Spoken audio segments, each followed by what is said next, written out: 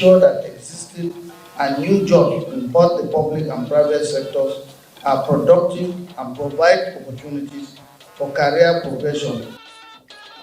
Federal government projects 21 million jobs between 2023 and 2027 to lift 35 million people out of poverty.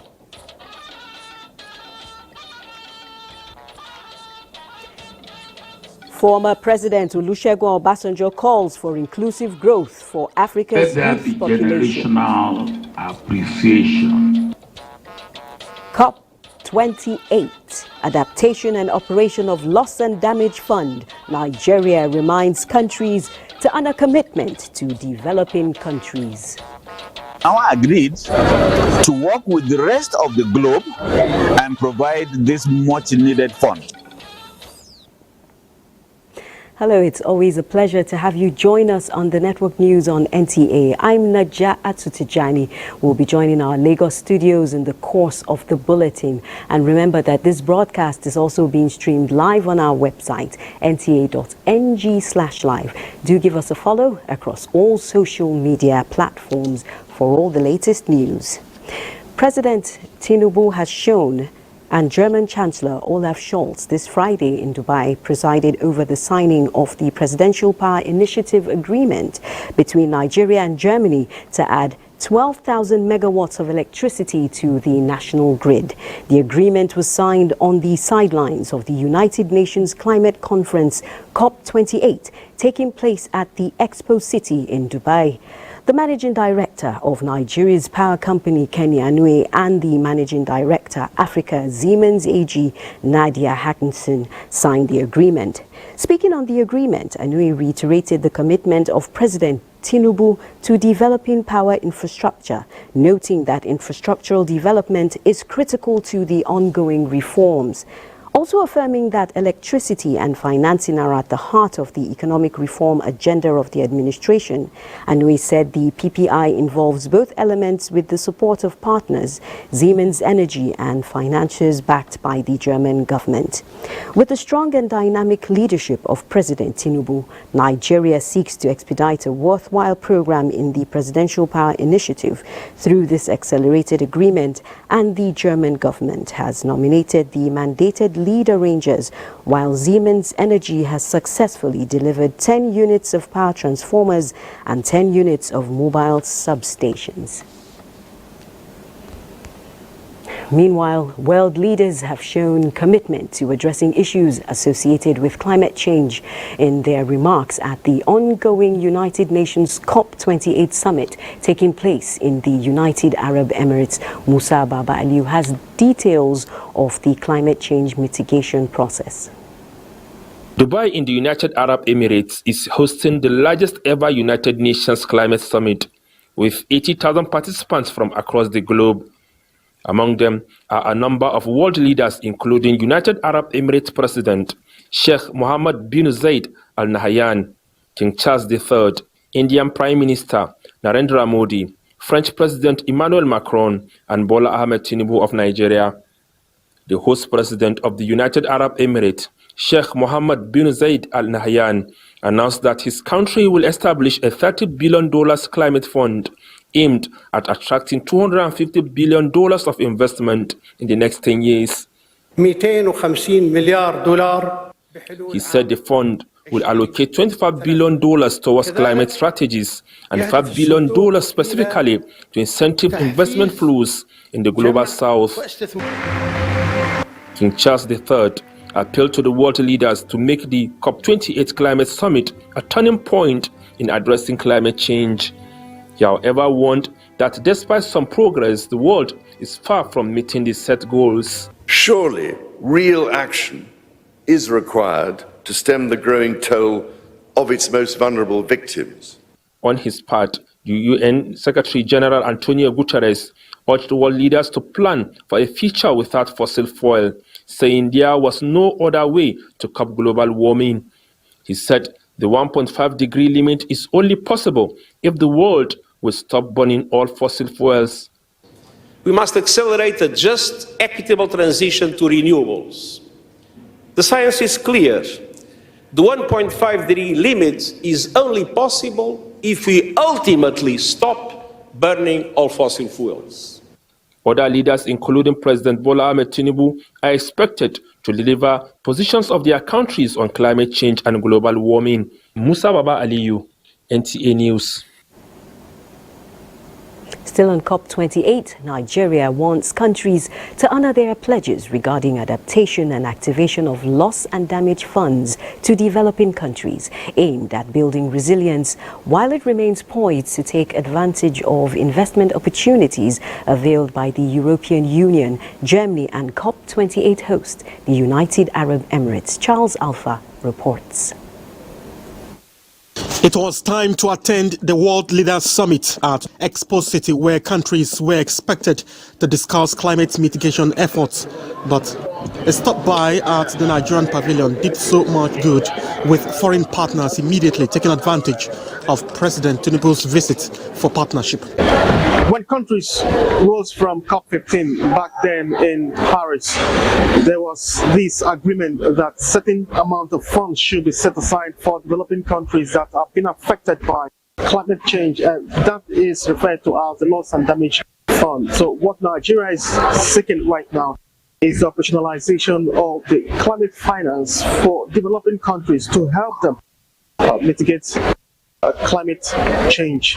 This operationalization, it means most of the gray areas, including some of the countries that exhibited initial pushback, have now agreed to work with the rest of the globe and provide this much needed fund.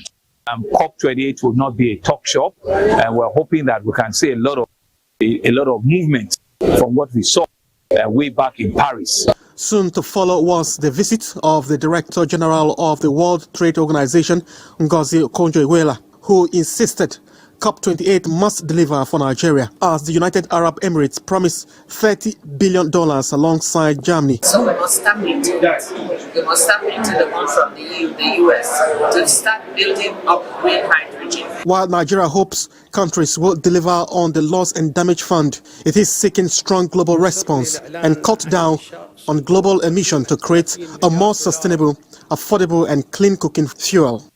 Charles Alpha, NTA News.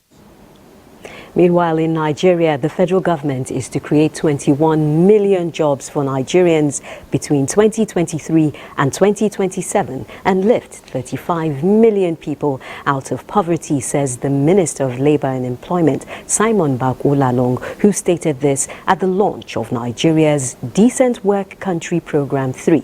Ignatius Nkwo reports. Quality workforce, labor protection and workers' welfare remains a global concern. The United Nations, through its organ, the International Labour Organization, is at the driver's seat of this global campaign under the Decent Work Country Programme, a United Nations document which seeks to mobilize resources for the achievement of a happy workforce through social justice. And these are issues that has to do with fundamental principles and rights at work. So the work that we have been doing with social partners, with the ministry around issues of child labor, for an example, those are key fundamental issues. I think it is significant that Nigeria is currently the chair of the ILO Executive Council, is that what it's called, governing board. At the launch of Nigeria's Decent Work Country Programme 3, the Ministry of Labour and Employment hopes to leverage on this campaign to achieve federal government's plans of improving on social justice to all segments of Nigerian workers and create more jobs. It will ensure that existing and new jobs in both the public and private sectors are productive and provide opportunities for career progression. Decent work is that which will ensure that jobs are created for women, men, and youth. So for us, it's an affirmation that we'll make and we'll continue to make, and you can count on the Nigerian Employers Consultative Association. The program is primarily to ensure that the condition of workers in Nigeria aligns with International Labour Organization standard and national development objectives. Ignatius Nkwo, NTA News. The 2024 appropriation bill of 27.5 trillion naira has passed second reading at the House of Representatives. This follows extensive debate by lawmakers in the Green Chamber who have applauded the Tinubu administration for increasing capital expenditure and reducing non-debt recurrent overheads in the 2024 estimates. National Assembly correspondent Mitairi Ikben reports. I want to ask... It's the second day lawmakers are debating the estimates of the federal government's proposed expenditure for the next fiscal year. The total budget estimate is 7 trillion more than the previous budget. This was done so that within the shortest possible time, Nigeria will feel the impact of the current budget. I have not seen a good budget proposal like this one, where the traditional 70 to 75% of recurrent expenditure has now been reduced to less than 50%. And this is a budget that also recognizes that revenue optimization and expenditure efficiency is very critical. We expect that oil production daily will be about 1.7 million barrels. That will be achievable if we continue with the presidential amnesty program of the Niger Delta region.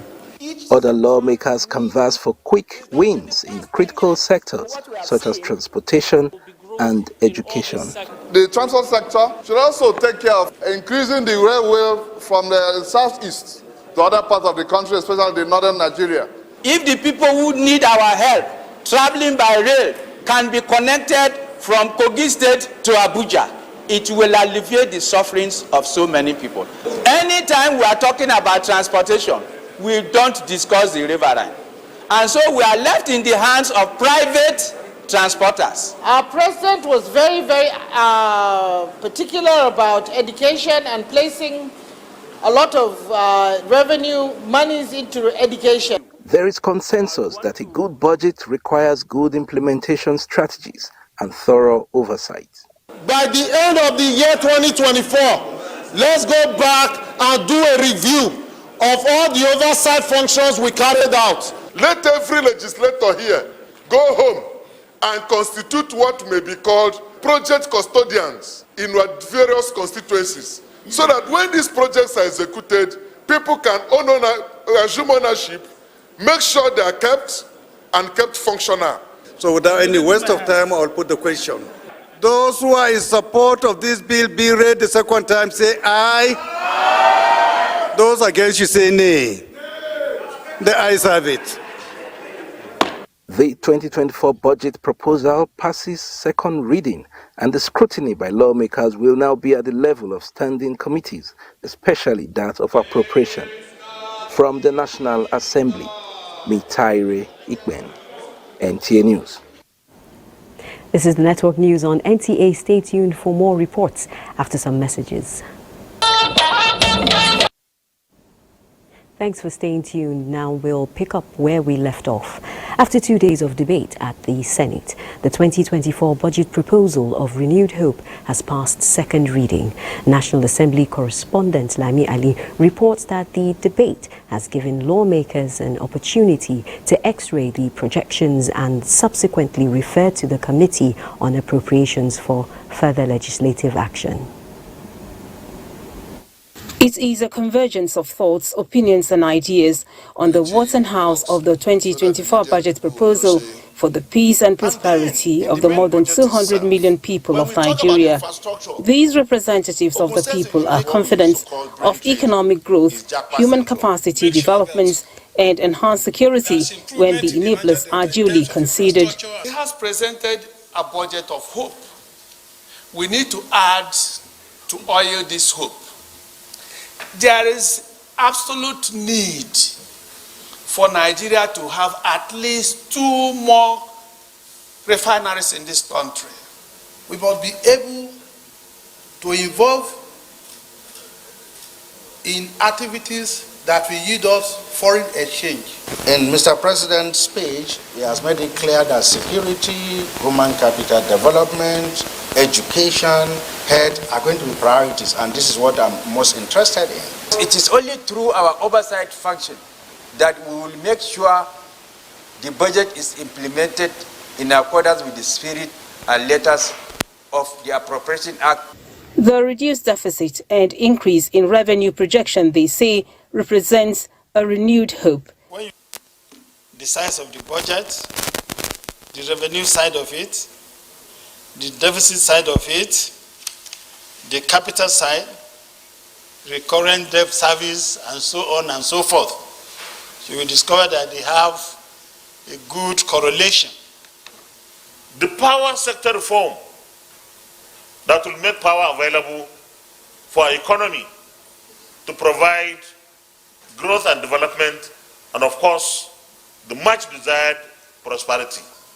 We deal with the issue of piracy, we deal with the issue of bunkering, we deal with the issue of siphoning of our crude oil from illegal pipelines. What is expected is that we should all work together, that by the time the budget is implemented, and together, we should work, get it passed and send it to Mr. President, and also focus thereafter on the implementation. The bill passed second reading and referred to Committee on Appropriations to report back on the 19th December 2023. Meanwhile, the Senate has passed the 2023 statutory supplementary appropriation of 61.55 billion naira for the Federal Capital Territory. Senate condemns the dissolution of democratically elected councils in some states, urging federal governments to withhold allocations when such happens in any state. It was in response to a motion from the minority leader who cited the situation in Benue State. It is the constitutional responsibility of every state to ensure the existence of local government councils led by duly elected leadership. If you have a national local government electoral commission that organizes local government elections nationally, you will see that all sorts of local governments will tumble, all sorts of councillors will tumble. So this bandwagon effect of a state governor will come to an end. The motion from Senator David Jimkuta calling for proactive measures to stop attacks and killings in parts of Taraba State was also adopted. From the National Assembly, Lami Ali, NTA News.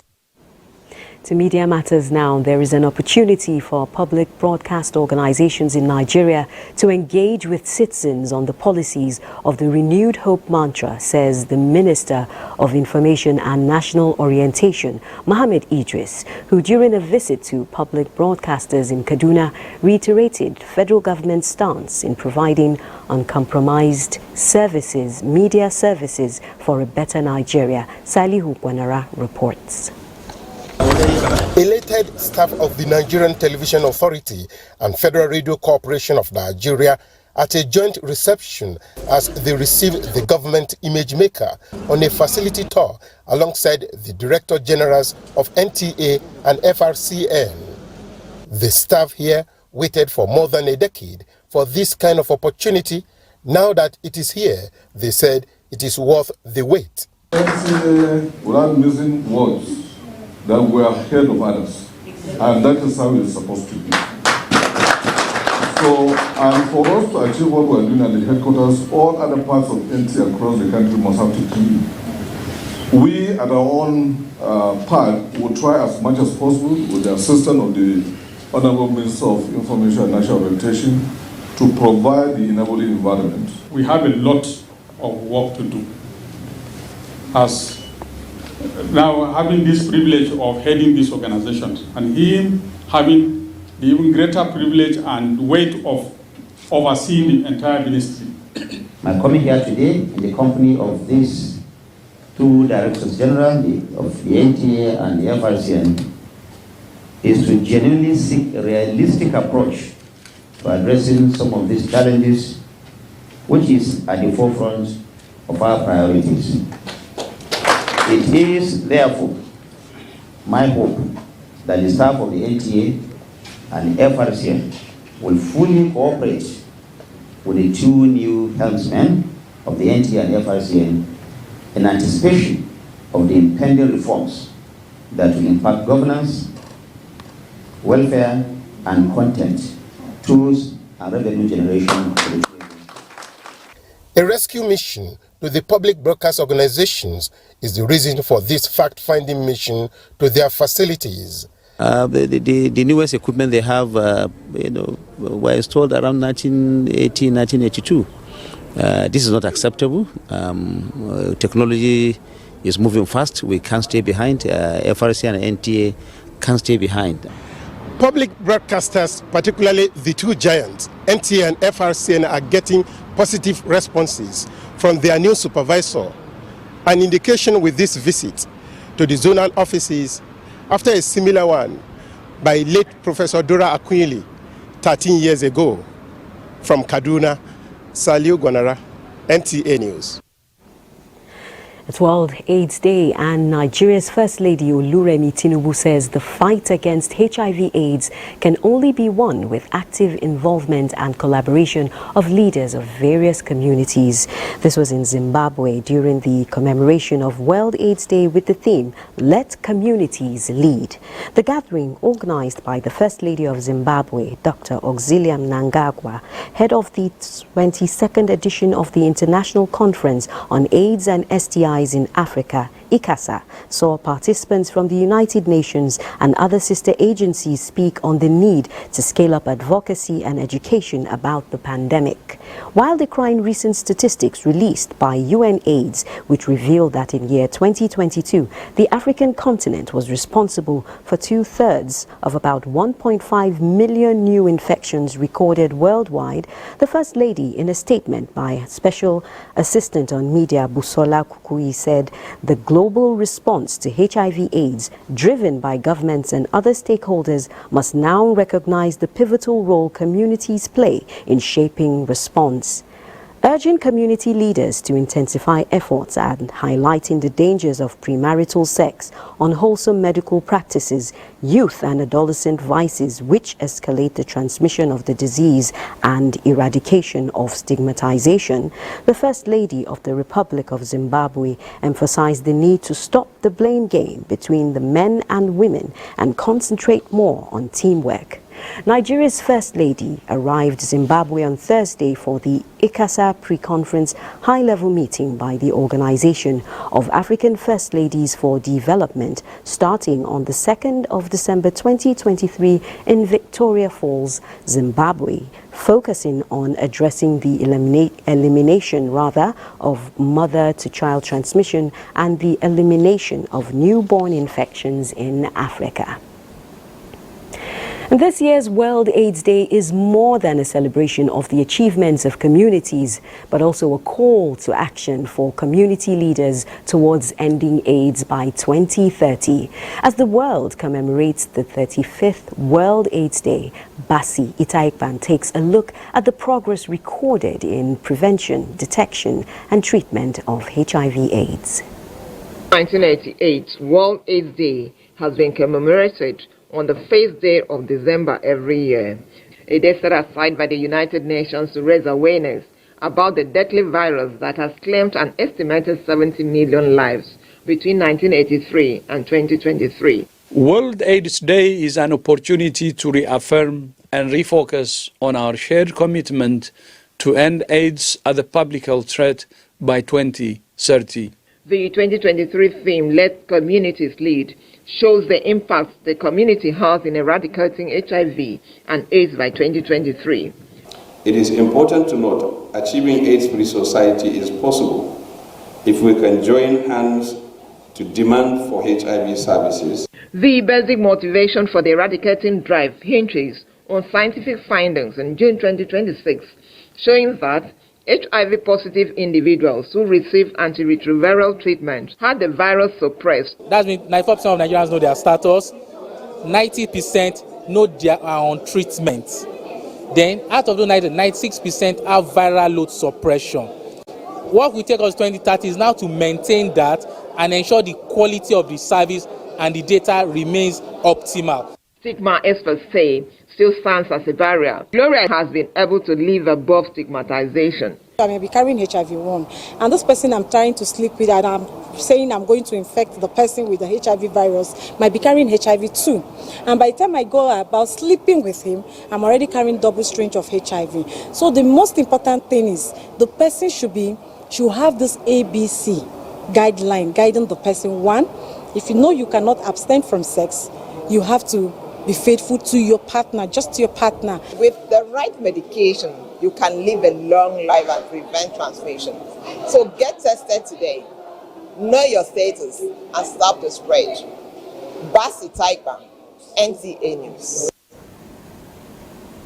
Next, an elder statesman is talking about, he is encouraging bridging the generational gap through youth inclusivity. That's former President Olusegun Obasanjo, who was at a leadership forum tagged "The Nigeria We Want, Bridging Generational Gaps," organized by the Bridge Leadership Foundation, where other national issues were also discussed. Elizabeth Omorui reports.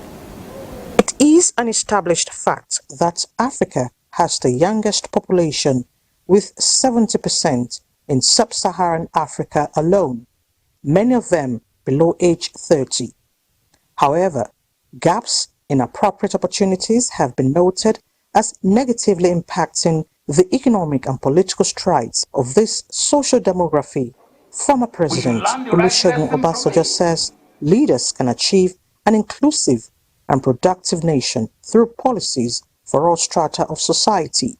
Let there be generational appreciation.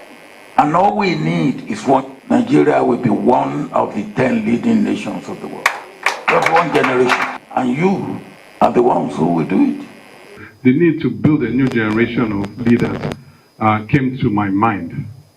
We knew that we needed a transformational type of leadership grooming that would ensure that these young men and women have what it takes to lead.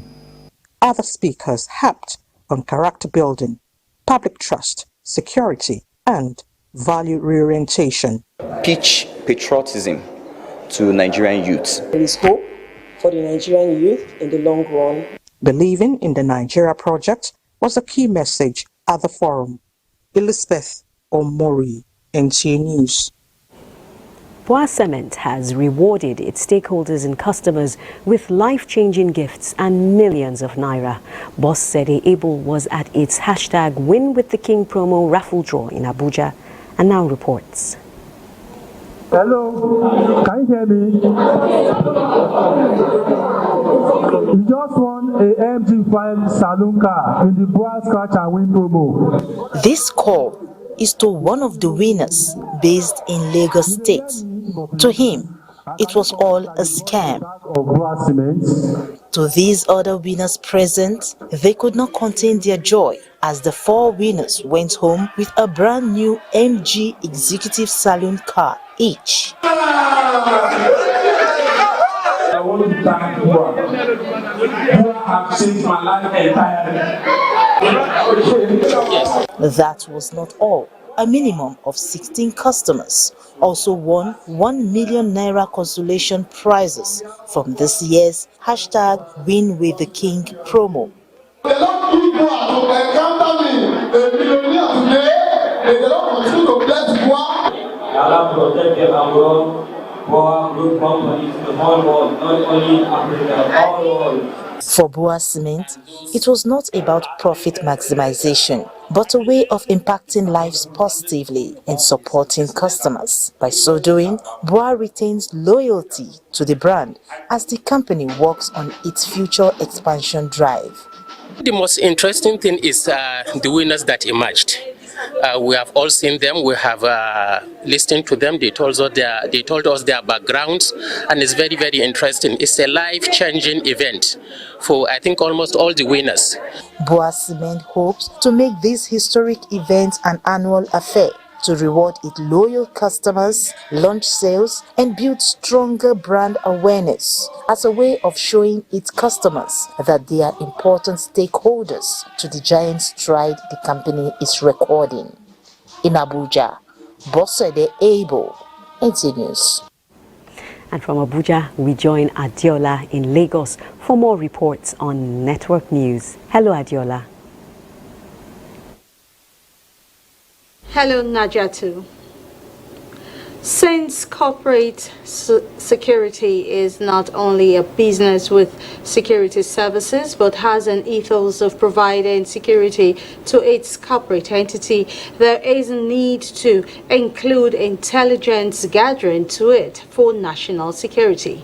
The Commandant General of the Nigerian Civil Defense Corps, Ahmed Audu, and other speakers gave this verdict at the 16th Annual Security Conference of the Institute for Industrial Security Conference in Lagos, with the theme, The Emerging Trends Shaping the Future of Corporate Security in Nigeria. Larry Wiley has details. With asymmetric conflict becoming a common security challenge, top security officers in the military, paramilitary, and private security outfits are faced with the problem of tackling waves of such conflicts. The Commandant General of the Nigerian Security and Civil Defense Corps, in his submission, advocates connection with industrial security establishment in intelligence gathering to nip in the bud security threats that could snowball into more serious situations. Using the spread of the private security guard, especially leveraging on their size, in terms of coming together to use them for intelligence gathering. Participants called for firmer collaboration among all stakeholders in the nation's security network for a stronger security architecture to be achieved. Our private security guards are in every nook and cranny of this country. We're in all the local governments of this country, we're in people's houses, we're in schools, we're in hospitals. So if we have a proper intelligence gathering mechanism, you will see that we will be able to gather these information. All we try to do is to make sure that the standards are brought up every time, and by keeping people fully abreast of situations.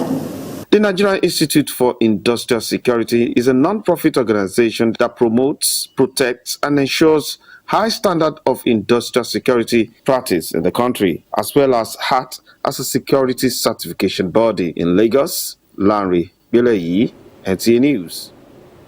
Every country desirous of being an investment destination must adopt internationally accepted standard practice in its financial reporting to improve its global rating and open up the economy for foreign direct investment.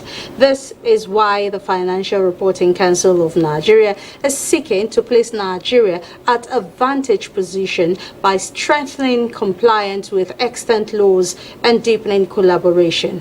Joel Popola completes the report.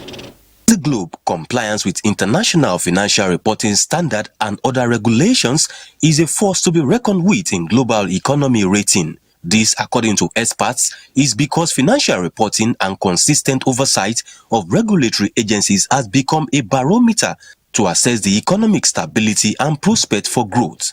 Inside this hall are people of like minds who are determined to strengthen the financial regulatory framework of the nation to actualize the renewed hope agenda of the present administration. We have presidential backing to ensure that we deepen all areas of our oversight. We're going to issue new codes of corporate governance for public institutions. We're going to issue new codes of corporate governance for the not-for-profit sector. We're not just going to issue this code, we are also going to hold to account those who have responsibilities under this code to deliver them. That's a clear mandate, and that's exactly what we're going to do. Stakeholders emphasize that all sectors must be on the same page to ensure Nigeria is at par with economically advanced nations. If we are doing the right thing, which will be also, by the time they look at what we are doing and what is happening in their country, it will be the same. So that's why we are talking about, you see, it talks about good of corporate governance. These are some of the things we do so that the investors will have confidence in this country. I think it's a very welcome development. It means that everybody can have clarity in terms of what the direction of travel would be. So a big commendation. More impactful reforms are expected to be implemented over the next couple of months. In Lagos, Joel Ukwola, NTA News. And those are the reports from Lagos. The news will continue after this break. Please stay with us. We're talking business and the economy now. The federal government has inaugurated the National Council on Micro, Small and Medium Enterprises to ensure job security, charging members to deploy technology to enhance the sector's growth. State House correspondent Abdurrahman Jibrila reports that the federal government has also signed a memorandum of understanding with the Sustain Africa initiative to ensure food security. Emphasizing on the commitment to improving job security, Vice President Kashim Shettima highlighted the critical role of micro, small and medium enterprises and young Nigerians in driving job creation and economic stimulation. The council is expected to rekindle hope in the Nigerian project as President Tinubu is committed to addressing the job security situation. Recognizing the potential of technology, the Vice President urged members to leverage its power to streamline processes and enhance service delivery. Regulatory agencies within the MSME ecosystem must now not create an institution where you have opportunity cost. You must be able to serve MSMEs efficiently and timely. So you can't do either of. We lost 3 million small businesses from our last statistics, and this loss of small businesses bordered around insecurity, bordered around access to finance, bordered around climate and global competitiveness for small businesses. So in terms of access to finance, we have announced a 5 billion naira, 9% no collateral loan for small businesses across Nigeria. It gives us a platform for immediate access to government policies and also and there's been a whole format developed for that. Then we also do research. So for instance, the price curve of fertilizers in different parts of the country, supply issues. And we bring all that together in feedback both to the organizations but primarily to the government. Inputs will come to our doorsteps. We had been struggling to get inputs to our farms, but the possibility of meeting the farmers in their farms, in their domain, and for the inputs to reach them, we welcome it very well. Sustain Africa initiative works as a coordination mechanism between public and private sector to help smallholder farmers access to affordable fertilizer. From the State House, Abdurrahman Jibrila, NTA News. Meanwhile, the central bank has announced that all bank accounts without BVN and NIN will be placed on post-no debit or credit, effective April 2024. This is contained in a circular issued by the central bank and sent to all deposit money banks. The central bank also states that all BVN or NIN attached or associated with all accounts and wallets must be electronically revalidated by January 31st, 2024. And for more business news, let's join Benny. Thank you, Naja. And more on business. As the 2024 budget of renewed hope journeys through the National Assembly, the private sector is calling for increased collaboration to achieve better implementation. If you look at the budget for other countries which Nigeria is leading in Africa, like that of South Africa, Egypt, our budget is about half of those countries.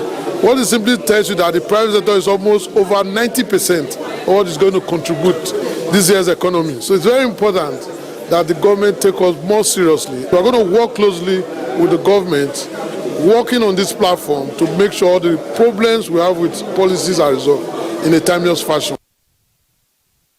And talking energy, oil prices fell on Friday, extended losses after OPEC Plus producers agreed to voluntary oil output cuts for first quarter next year. That fell short of market expectations.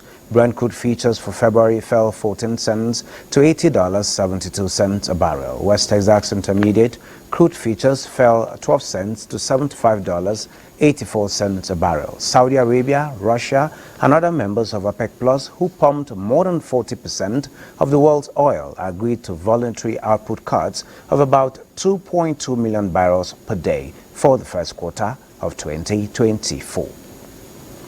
And equities markets, Nigerian equities opened the month of December in positive territory as the all-share index appreciated by 0.08%.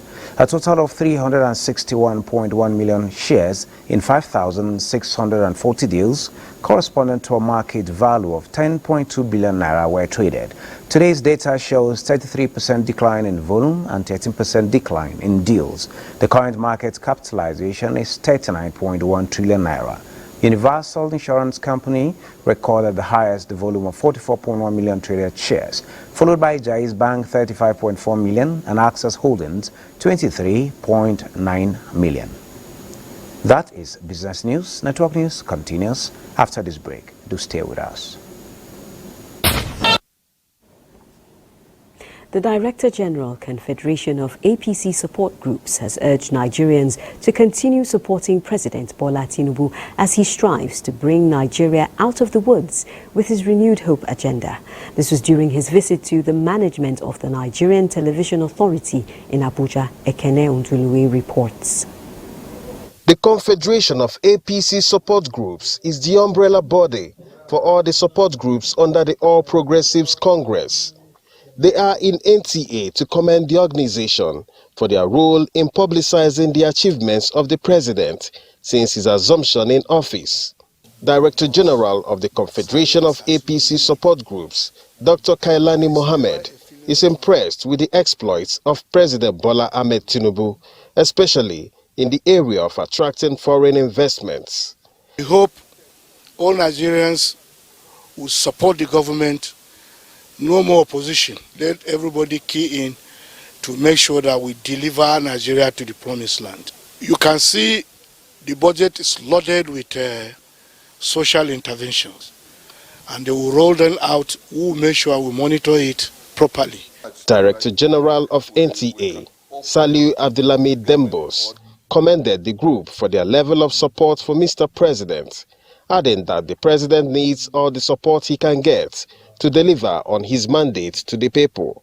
In fact, the government needs the support of Nigerians more than ever before. And the fact that electioneering campaigns have come and gone, we are today talking about governance. It is not about oppositions. No. What is paramount to all of us today is the interest of this country. Both parties are in agreement that President Bola Tinubu is on the right track and have renewed commitments to work collectively towards promoting national interest. In Abuja, Ekene Ndulue, NTA News. And that report concludes the news on NTA, the network news on NTA. Keep supporting the Nigerian military by wearing your emblem. Thanks for staying tuned.